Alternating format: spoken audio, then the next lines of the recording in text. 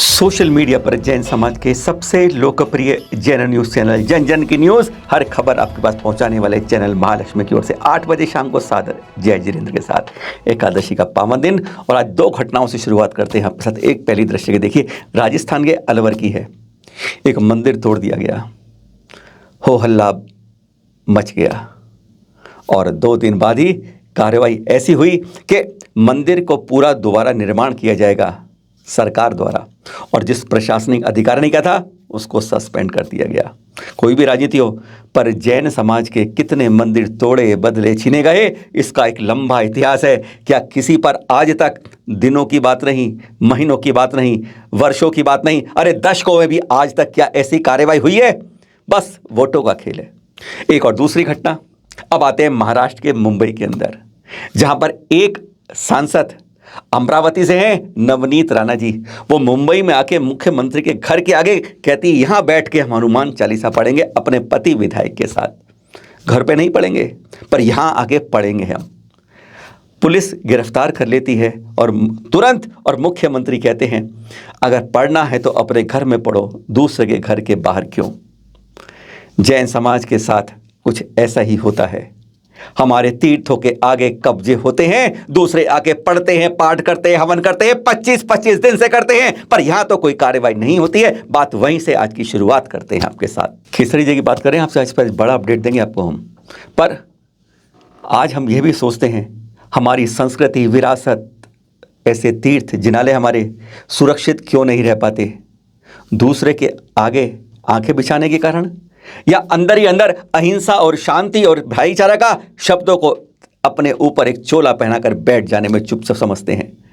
हकीकत में यह बात में छुपानी नहीं होगी, स्वीकार करनी होगी कि आज हमारी कई बड़ी कमेटियों के बड़े बड़े लोग केवल छुपने, छिपाने और दबाने में ही काम समझते हैं। उन्हें आगे आकर बोलने की हिम्मत नहीं होती है। कहते हैं ये मटकी मेरे सिर पर ही क्यों फूटे, हम तो चुपचाप रहते हैं। हमारा डरपोक होना, कायर होना, यह कहीं निशानी तो नहीं दिख रही हमारी? स्वीकारें, हम हकीकत से डरते क्यों हैं? अगर आजादी पानी थी देश को, तो भगत सिंह जैसे को भी कुछ को हमें आहुति देनी पड़ेगी, उसमें हमें सजग रहना होगा। आज हमारे सामने इस तरह की घटनाएं हो रही हैं, जब हमारी संस्थाएं बिल्कुल चुप रहती हैं, पहले दिन कोई कार्रवाई नहीं करती हैं, और जब पानी सर पर नाक पाता है तब बड़बड़ाते हैं, फड़फड़ाते हैं, और तब कुछ नहीं हो पाता, अपनी जान भी नहीं बच पाती। ऐसे कई तीर्थ हमारे सामने, गिनती कम पड़ जाती है, उंगलियां छोटी पड़ जाती हैं इसके मामले में। ऐसा ही केसरिया में जी में हो रहा है। 25 दिन तक ही हमने टुक टुक आगे चुप रहे, डर के बाने। हो रहा है जो होने दो, और यही कारण है, पहले यहां पर एक हवन कुंड बनता है, कुछ दिन हवन होता है, अब तो रोजाना हवन होता है, लगातार 25 दिन नॉन स्टॉप। अब आपको दिखा रहे हैं यहां पर केसरी जी की अपने 2621 महावीर स्वामी के जन्म कल्याण के दृश्य। बहुत शानदार शोभा यात्रा निकली। 4-5 लोग नहीं आए, हजारों की संख्या में आए, मंदिर आए, शोभा यात्रा में आए, और इन सब ने, कहते हैं, अंदर जाके अपने अंदर के परमात्मा को बाहर उस मूर्त में भी देखा। पर सीढ़ियों के पास जो हवन चल रहा था उस पर किसी की नजर नहीं गई। नजर गई तो भी फिर गई, अरे कर रहा है करने दे। अरे हम तो जन्म कल्याणक बना के बाहर आ गए, घर घर आ गए, पर वह हवन कुंड की आहुति आज भी पड़ रही है। क्यों हम चौंक जाते? अरे किसी अन्य मंदिर के सामने जाके शांति विधान करना 15 दिन, तब मालूम चलेगा कैसे होता है। किसी मस्जिद के आगे बैठकर विधान करना, तब मालूम चलेगा। अरे किसी और जाके जयकारे बोलना, नहीं बोल पाओगे, नहीं बोल सकते, क्योंकि कर रहे हो गलत। पर हमारे मंदिर के आगे आके जैसे सबको खुली छूट मिलती है, 1 to all, यह हमारी कमी, कमजोरी, लाचारी, मजबूरी, यह सब हमारे कारण है, क्योंकि हम डरपोक बन जाते हैं, क्योंकि हम कायर बन जाते हैं। इसमें गिनती का कोई मतलब नहीं है। ताजा चित्र देखते रहिए, हवन कुंड के अब के हैं ये, एकदम किस तरीके से हवन हो रहा है। दिखता है सामने ही दरवाजे पर जब होता है, पर किसी की नजर 25 दिन से नहीं पड़ती है। बड़ी हैरानगी होती है। जब जानकारी मिली चैनल महालक्ष्मी 3 दिन पहले, तो हमने तुरंत महामंत्री जी का दरवाजा खटखटाया, फोन खटखटाया, घंटी बजाई, उनसे जानकारी ली और आप सबके सामने परोस कर दी। आप सब चौंक गए, ऐसा क्या हो रहा है? अपने तीर्थ की खबर हमें नहीं होती है। एक बड़ी तीर्थ क्षेत्र कमेटी मुंबई से फोन करके पूछती है सब कुछ ठीक ठाक है? ठीक ठाक है, बस इतना ही काम होता है। जब हमने पूछा, एपिसोड दिया, एक आवाज हमने उठाई, उसके बाद 4 आवाजें उठ गई उस बात को दबाने के लिए। क्यों कह दिया, क्या बता दिया, हमारे लिए मुसीबत हो गई है, परेशानी हो गई है। 15 आदिवासी भाई आज मंदिर पहुंच गए हैं। शर्म आती है हमारे बात कि हमारी इस आवाज में इतनी ताकत नहीं आई कि हमारे चंद जैन भाई वहां पहुंच पाए, लेकिन 15 आदिवासी जो इसको सुनते नहीं है, देखते नहीं है, वो वहां पहुंच गए। कितनी दूर तक आवाज जाती है हमारी और कितनी नजदीक वालों को सुनाई नहीं देती है। इस बात पर शर्म आती है, दबाने की बात आ जाती है। अरे अभी तो एक हवन कुंड में चल रहा है जनाब, जो 9 दिन चलता था अब लगातार चल रहा है। अब दूसरी तरफ अगर चुप रहे तो उधर भी हवन कुंड बाई तरफ बनेगा। इधर चिमटा खड़ा हुआ है, उधर त्रिशूल खड़ा होगा। आज एक बाबा बैठे हैं, कल 4 बाबा बैठेंगे और देखने वाले 1000 लोग होंगे। कुछ मत करना, अंदर दरवाजा बंद करके अंदर ही ओम राम श्याम करते करते अपने माला जपते रहना और धीरे धीरे उस पर भी कब्जा हट जाएगा अगर चुप रहेंगे तो।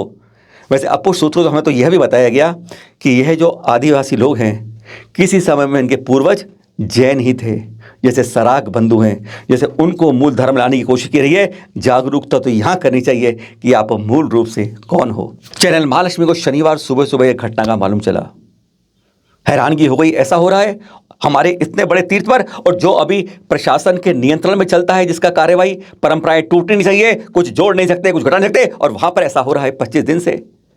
वहां पर हमने संपर्क किया और स्पष्ट कहा, पत्र लिखिए, शिकायत कीजिए, जरूरत पे आवाज उठाइए, क्यों नहीं चुप रहते हैं। जवाब देने पर भी हैरानगी होती है, ना कलेक्टर को बात करते हैं, ना कमिश्नर। कौन बात करे इन लोगों से? बड़े बड़े लोग हैं, स्थानीय लोग। एसडीएम तक पहुंच में ही समझते बहुत बड़ी बात कर ली। वहां पर जो उसका आदमी बैठता है उसको पत्र देते, 23, 24, 23 को हमने सूचना दी, उसका 25 को यह पत्र दिया गया। उसके सामने हिम्मत नहीं हुई कि हम उससे आगे बढ़ के कोई बात कर सकें। भाई यह पत्र एसडीएम तक पहुंचा देना, सिर्फ इतना हिम्मत है हमारे अंदर। क्यों चूक जाते हैं, बड़ी शर्म आती है। इसमें लिखा गया कि नवरात्र में, अरे लिखना चाहिए केवल अश्विन माह के नवरात्र के 9 दिन होता है, इसे चैत्र के माह में नहीं होता, और 25 दिन से यह काम हो रहा है। लिखा गया कि चिमटा अब सीमेंट से यहां पर गाड़ दिया गया है। यह बात लिखी, किस दिन गाड़ा गया पता नहीं हमको, क्यों गाड़ा उसके बाद कोई आवाज की नहीं, हमने किसी से बात नहीं। हम थरथराते हैं, कांपते हैं, किसी बड़े से बात करने में डरते क्यों हैं समझ नहीं आता। गलती होती है हमारे ऊपर तो हम चौंकते क्यों नहीं है, आवाज क्यों नहीं उठाते। जहां जहां संपर्क किया हमें यही सूचना मिली कि इस बारे में कोई जानकारी हमें ना स्थानीय रूप से है, ना राष्ट्रीय रूप से किसी की कोई जानकारी, फोन चिट्ठी कुछ नहीं आया है। हैरान हो गए हम। हमारी बड़ी से बड़ी कमेटियां, बिल्कुल टाइम नहीं है उनके पास, और कहें उपलब्धियां कितनी हैं तो एक पेज बहुत बड़ा हो जाएगा उपलब्धियां गिराने के लिए। टाइम बिल्कुल नहीं है, उलझनों में उलझती रहती हैं हमारी समितियां, करने को कुछ नहीं मिल पाता है, और करती सब समय करती रहती है। फिर क्या करें, हमने संपर्क किया और फिर हमने ये पत्र लिखे, जैसा आप देख रहे हैं। हमने आयुक्त को लिखा, कर्ण सिंह जी को लिखा, और साथ में हमने कमिश्नर के साथ कलेक्टर जो हैं तारा चंद मीना जी, जो यहाँ पर ऋषभ देव जी के प्रत्युत्तप कल्याणगंज पर था, उस दिन आए भी थे, उनको पत्र लिखे, पहुंचाए गए सारे प्रमाणों के साथ, फोटो वीडियो सब कुछ दिया, पहला इतिहास, सारे जजमेंट, एक उनको ईमेल भेजा, व्हाट्सएप किए, सब पहुंचा दिया। उन्होंने कहा, अब संपर्क किया, ताराचंद मीना ने कहा आपका मिला, ये पहला पत्र शिकायत मिली है, जरूर कार्रवाई करेंगे। लेकिन मेन बात है कमिश्नर कर्ण सिंह जी स्पष्ट आदमी है, छवि के, बिल्कुल साफ बात करते हैं। जब उनसे बाद में संपर्क किया, नहीं हो पाया, उनको फिर हमने लैंडलाइन नंबर पर बात करने का प्रयास किया, क्योंकि बात करनी जरूरी थी कि कार्रवाई होगी या फाइल में कागज दब जाएगा। क्योंकि हम इस बात पर अगर पत्र दिया, मोहर लगाई, बस सोशल मीडिया पर डाल दिया, बहुत काम हो गया। इसलिए हमने बात की तो उनके पीए थे देवकृष्ण जी, टालते रहे कि जी बिजी हैं, अभी ये बैठे। और एक बार की आपको सुना देते हैं, जब उनसे बात हुई, लंबी बात हुई, शुरू का अंश आप सुन लीजिए कि किस तरीके से उन्होंने टाला और हम किस तरह अड़े, और फिर क्या कहा हमें कमिश्नर कर्ण सिंह जी ने। सुनिए जरा। भैया देवकृष्ण जी बोल रहे हैं? हाँ जी। नमस्कार भैया, मैं जैन धर्म रक्षा महासंघ दिल्ली से बोल रहा हूँ। मुझे केसरिया तीर्थ के बारे में अपने आयुक्त जी से बात करनी थी। उनका मोबाइल जब से स्विच ऑफ आ रहा है। अच्छा, अभी वो मीटिंग में है, एडिशनल कमिश्नर अंदर ही है। कब तक, कितनी देर में कर लूँ भैया? आपका वो लेटर आ गया था, कार्रवाई हो रही है उस पर? लेटर मिल गया भैया, मुझे 1-2 मिनट बात करनी थी। आपको लेटर भाई मेल मिला है? वो कैसे मिला है? हाँ, शुभ नाम क्या था? मेरा नाम शरद जैन है जी। हाँ, दिल्ली से? दिल्ली से भैया।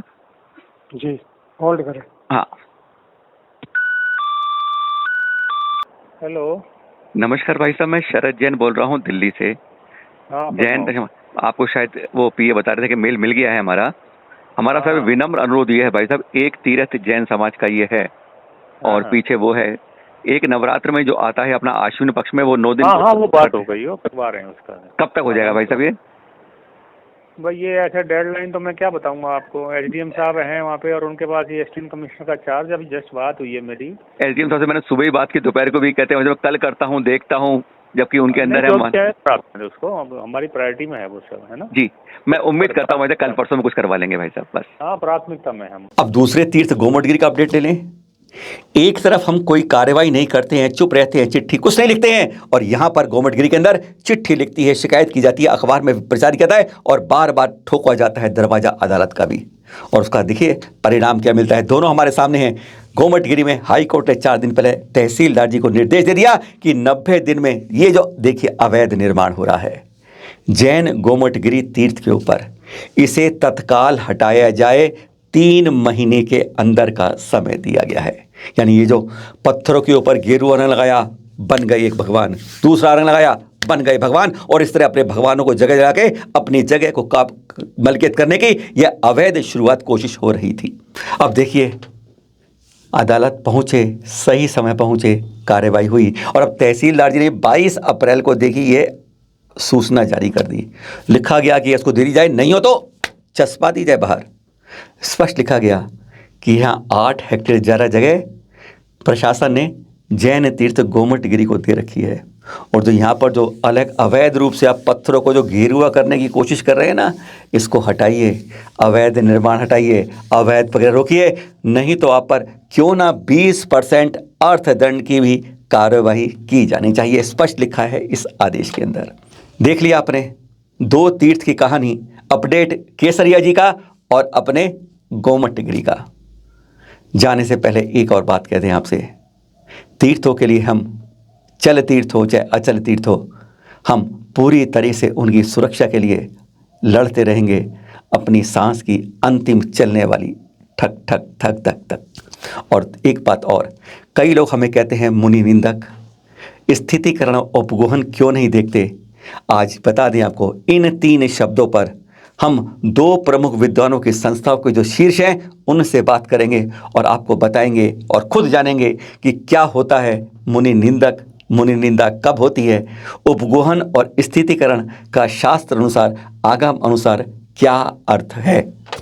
फिर मिलेंगे आपसे सुबह 8 बजे। सादर जय जिनेंद्र। और खास बात बता दें, क्या बताएंगे, एक हमारे युवा साधु की समाधि मरण हो रहा था, जब समाधि हुई तो क्या हुआ, उस धरती फटी और निकल आया मंदिर वहां से। बड़ी हैरान की बात, कल मिलेंगे। सादर जय जिनेंद्र। जरूरी सूचना, आप में से बहुत लोग हमें जानकारी भेजना चाहते हैं, भेजते हैं। कृपया भेजते समय 2 बातें ध्यान रखें। एक तो सारी जानकारी व्हाट्सएप पर दीजिएगा, नंबर 9910690823 के ऊपर। जी हाँ, इस पर बात दीजिएगा। साथ में दोनों बातें जरूर दीजिएगा, यानी कोई आप जानकारी दे रहे हैं तो उसका फोटो और वीडियो जितने हो सकते हैं वह संलग्न कीजिएगा, और फोटो वीडियो भेजते हैं तो उसके बारे में विवरण जरूर लगा दीजिएगा, और अंत में अपना नाम और पूरा पता कॉन्टैक्ट नंबर के साथ जरूर होना चाहिए।